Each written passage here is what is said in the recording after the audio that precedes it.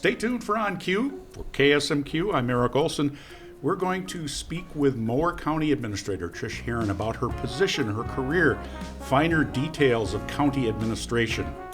We also learn a bit more about the Albert Lee Arts Center, and we'll visit with Justin Osborne, fun job, winemaker at Four Daughters Vineyard and Winery. That's all coming up next on Cue. Local ideas that matter to you, sharing our region's unique point of view, telling the stories that you never knew. On Cue, on Cue. Many of us, me included, don't realize the services we use every day, that we rely on county government for planning and operation of what we do in our regular life, much more than meets the eye.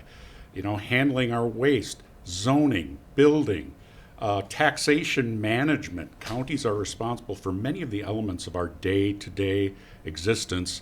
Here with us now, Trish Harren, Mower County Administrator. Welcome, Trish. Thank you, Eric. I'm glad to be here. Yeah, same. Thank you for the time. How many people are work for the county, like in an average county or Mower County? Well, in Mower County, we have just under 300 people. And that's a lot of area, square miles and everything for those people. What are the largest offices that people might recognize that you manage? Right. So our largest office would be Health and Human Services. So that is our social services and our public health combined. There's about 100 employees that work just in that department alone. And then we have just under 90 employees that work for public safety. So that would be our law enforcement, so our patrol officers, our detention officers that work in our jail, and then our dispatch officers that run 911. So human services, public safety, and then many of us through the COVID became aware of the health department too. Is that part of that other group you were saying? Right, so that's part of Health and Human Services. So that's our public health division within Human Services. That's the department that manages everything from WIC clinics to well child checkups, home visits, to managing a pandemic. And your budget, what's the size of it? Yeah, the Mower County budget is $56 million, and about 23 of that comes from our local levy, and the rest of it comes from state and federal dollars, as well as some fees that are charged for services, and then wind. Wind helps us out a lot in this county. Really? Mm-hmm. Talk about that for a minute. The windmills we see out. Yes. So they generate about $2 million a year in revenue for the county. So we get a tax that comes off of wind production, and that buys down our levy by probably about 6 points. Oh, that's remarkable. Didn't know that either. It is, yeah. And a lot of your position, I would guess, is managing those dollars that come from disparate sources. Federal dollars, state dollars that come to you. The county administers that, but I'm sure there are different things you have to do to satisfy the conditions of the federal and the state.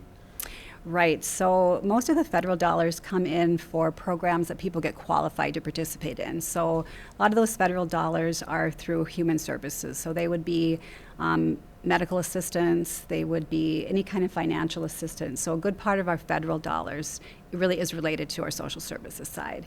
Our state dollars would come for our roads.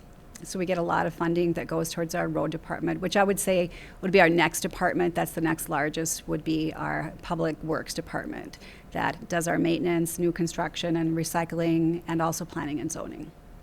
So those are the two basic, and the local or the county levy, are those earmarked for specific services as well? A lot of our local levy dollars go for what we call general government, so it funds public safety, so that funds our jail and our law enforcement side, and all of the basic offices that support the day-to-day services of taxation, land values, little things like getting your vital statistics, and so the basic functions that are in our government center are funded through local levy. There's so much going on that if you go into the courthouse for something, it can be daunting to a person. Mm-hmm. And I know you're trying to streamline things for some services to make it easier for people to get information and access. Now you have the website, right, but there's so many people and they're busy, so you're trying to make it easier I don't want to say one-stop shop, but more convenient.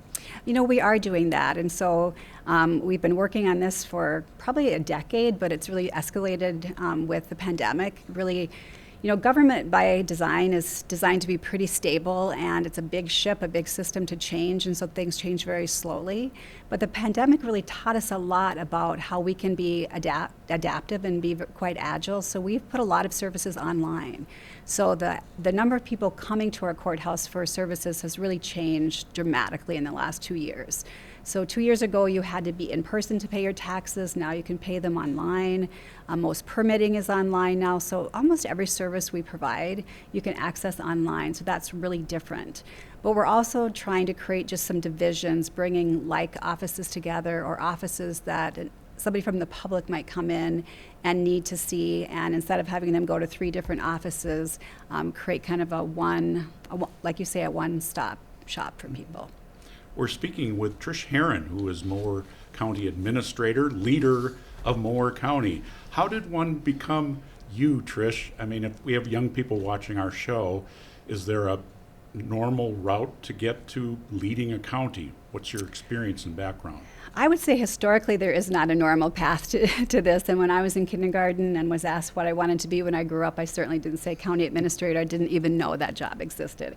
I wanted to be a teacher, and so that was my first career. I was a teacher in public school and then alternative education, and but really I was kind of accidentally led to this work. So fate or accident, I'm not sure, but I was running a victim services program in Roseau County, creating actually the first victim service program we had for victims of domestic violence and sexual assault and general crime. And I had to create an advisory board, and I had to have 2 commissioners serve on that advisory board.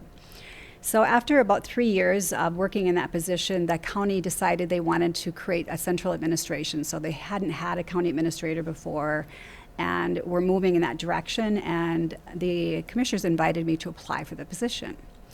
And I said to them, you know, I do have a social science background, you know, I've taught government, but I'll be honest, I don't even know who my own commissioner is, so I really don't think I'm qualified to apply. And they said, you know, we think you can learn those things, but you have these transferable skills that we're interested in. So you have leadership ability, you can collaborate and work with people, and so we'd like you to apply. So I applied, and I was hired, and that's how it began. But most people in this field have a master's degree in public administration or public finance. So I have a master's degree, but it's in leadership and organizational development, which is also one of the common pathways to get to this line of work. But the people skills are still important in this day and age. I would say they are the most important skills, because we can't do this work alone. As a government, the work of government is so huge. You can't do it alone. Each department can't do their work alone. So with inside government, we need to work collaboratively together with every other department, and we need to really be engaged in our community to have partnerships to be able to deliver all the services we do. And so it's a very lot of administrators. What about common issues? When you get together with like the Minnesota county administrators, are there issues that across the state are important or concerning at this time? Yes. I would say right now the number one issue that we are dealing with is in all counties is the crisis of the mental health crisis. So there's an adult mental health crisis and there's a children's mental health crisis. And our biggest challenge is that we do not have beds or places to put people who are severely persistently mentally ill or who are having a crisis episode. So as example, there might be somebody who is having a mental health event, but they have some violent tendencies that are happening in this event. So they would normally go to the ER, but if there is any violence that's happening, they won't keep them at the ER. And so then they call law enforcement, and so then that person ends up getting arrested and having to come and spend their time in jail. And jail is not the appropriate place for somebody who is having a mental health event, but there just are not beds and facilities for us. You know, all these hospitals were closed nationwide, or mental health hospitals, and maybe there were some good reasons to get rid of the institutions, but the need for temporary or even long-term placement for people that have mental illness persists, and it's ended up creating homelessness for us and really turning our jails into mental health facilities. And the deputies, it's not really their they aren't trained and No. shouldn't be trained in that kind of work. And they've had to become trained. And so you will find a lot of these situations where there is an officer-involved shooting that it's involving someone who has mental illness. And I know there's been attempts in the past at the state level to build some brick and mortar facilities. Senator Senjum over in Rochester, it's a champion of his. There's a surplus now, but I don't know if that's in the mix anymore to build these facilities. Because you're not the first person. I've heard this often. Right. So I think we simply need more collaboration with our local hospitals, because that is a kind of a temporary place, and they used to be able to hold and house people for longer periods of time, but they aren't for a myriad of reasons. And you build a new facility, like Rochester did get a facility built, but it's filled up in a really short period of time. So it's kind of a massive issue that really that is a major issue for us. But transportation funding is another issue for us. There's just never enough money that comes to us to be able to be a partner in maintaining our miles of road. There's, every year it changes, but those I would say are two key Two biggies. issues. Well, we'll have to leave it there. Those are two. Fascinating conversation. You have your plate full. Thank you very much for your time You're very welcome. and your service. Trish Harren, County Administrator of Mower County. We'll be right back.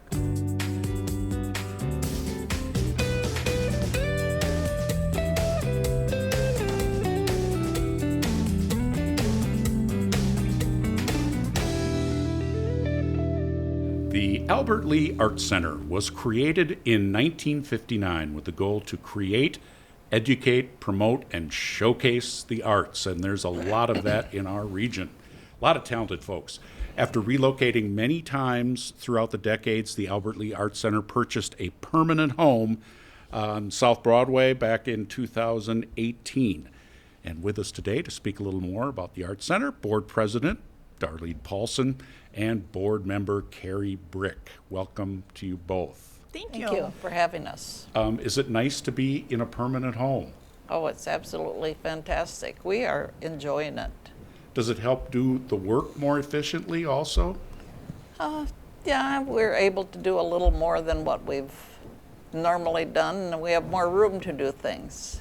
And Kari, talk about the programming that you do at the Art Center. What kind of things, if you haven't been there before, what can you experience? Well, we work with local organizations. We bring in like Stars Mentor. We've worked with United Way. Let's see here, the Chamber. We offer classes, painting classes, all kinds of neat things for children and adults. That was where I was going, was the whole concept is to bring people like me who think, I don't know how to do anything, I'm not an artist, and to connect them with different types of art. Yes, absolutely. And don't say you're not an artist. You always have a gift of something. And that's to find out. What Yeah. are your most popular events, programs that you put on? Well, we have a gallery show every 6 weeks that changes. So we have 6 different gallery shows a year. We have classes for youth, kids, adults, mostly painting classes, but any kind of class is welcome. Do people come to you? Do the artists in the area say, hey, I have an idea? For instance, I did take a mosaic glass class one time, and that I only knew about because Barb Keith, who hosts our show Off 90, she's an artist and she does it for a living, but otherwise I wouldn't have known that she does these things. Do the artists come to you with ideas for classes? Yes. They do. So how does that work? I mean, do they I do such and such, and then because you don't want all watercolor people one after another. I don't know, how do you program it? Well, so far we haven't run into that problem. There's always more ideas Yes. than days. Oh, There's so many ideas out there that people come to us with, and if they're willing to teach the class, we'll get it organized for them and post it on our website, and it just fills up. do people need to be a resident of Albert Lee or Freeborn County to participate, or No. a member of No. the No, organization? no, we're open to all. Okay, so if they can see your website, they can come and enjoy it, partake. Yeah, they can, well, do a class, you mean? Yes, yes. Okay. Now, we do have a gift shop there also, and you have to be a member to display in that. And that's, we have jewelry, we have paintings, ceramics, many different things that are sold there, and they come from a 50, I think you have to be a 50 member in mile a radius. 50-mile radius. Oh, okay. Is there one type of art that you would think is very more popular among artists in our area than others, that's more developed as a craft, as an art form? I would say we have very talented artists in our region, and it's so diverse. And we're bringing all these different ideas to the public. You don't have to go to New York City or Chicago to see fabulous art. We have it sitting right there for people just to walk in and view on a daily basis. Is there an opportunity for people to meet those, the people who create, the artists? Do they ever come into the center? Yes, they come in. I've met a few of them over the years. Actually, our gallery shows, we do have an open house for those, and then they're there to meet the public. Right. So that's always been fun too. Talk a little bit in our last minute about how people can find you, when you're open, that kind of thing. Well, right now we're open on Tuesday from 12 to 6, and then Wednesday and Friday from 10 to 4, and Saturday 10 to 1. But we will be adding Thursday in pretty soon. Because of COVID, we've had to shorten our hours, but and maybe all the hours will change back to 10 to 4. I don't know. We haven't gotten there yet. Is the best information updated on a Facebook page? Yes, or what? you can find us on social media. Okay. Yep, just Google the Albert Lee Art Center. Our Facebook page pops up. You can always give us a call, and yeah. And we Okay. do have a website also. Okay. Congratulations on your new home. Well, not new much anymore. No, but it's not new, your but it's permanent getting there. home. Thank you. And Thank you. Darlyne and Kari, thank you very much.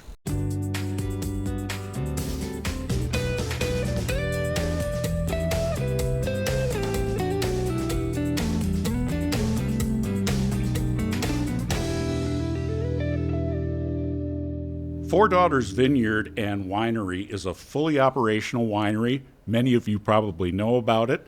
Cidery, it's a restaurant, all kinds of things, an event center. Really added a spark to the Spring Valley area. Justin Osborne from Four Daughters joins us now. Congratulations first on the success. It seems like it just opened, but how long have you been there? We opened in December of 2011. So, So 11. This is the 11th year, I Yeah. guess, technically. And you've been there from the start. From the start, from before the start. Yes. When it was just an idea. Yep. You got to plant your vines like 3 years before you expect to get something off of them. So we planted our grapes before the opening. And we were talking beforehand, you grew up in the Twin Cities metro area out in Wayzata. How did you find yourself in this line of work? Well, it was kind of a combination of things, just good timing. I worked with my father in the construction industry. I was a project manager, and this was in the 2008 time period where the Great Recession was starting, and construction got super stressful. And I just happened to be asked by my in-laws if I would be interested in starting a winery, and if I'd be interested in making wine. And I had no experience in any of that. My only experience was I had a company credit card, and I knew my way around a wine list at a restaurant for taking clients out. And I guess that qualified me to be asked to be the winemaker. So I agreed.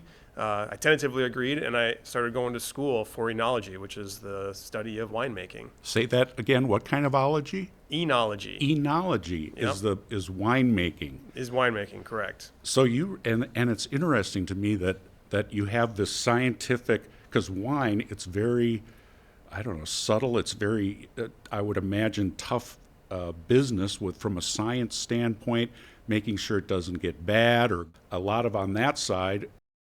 And then entertainment on the other side with a restaurant, presentation, attracting customers. That's a lot on your plate. Yeah, I mean, I obviously don't do everything. We have a lot of employees, and we're always looking for employees, or I'm always looking for employees that are better than me, because we're always trying to improve. But wine is definitely science and art. Like, there are components that they can isolate. There's compounds. It's like, this wine has this compound in it, therefore it's going to taste like grapefruit. But we don't know exactly how to get that compound in the wine. So it's a great combination of science and art. And then you mentioned marketing, trying to get people in there, packaging your product and your experience in a way that attracts people. I mean, that's super, super important. We always try and focus on that. I want everyone to have a great time and a great experience. We use that word all the time. There are lots of products out there that are fantastic that just don't take because, the packaging isn't great. And we really try and focus on that too.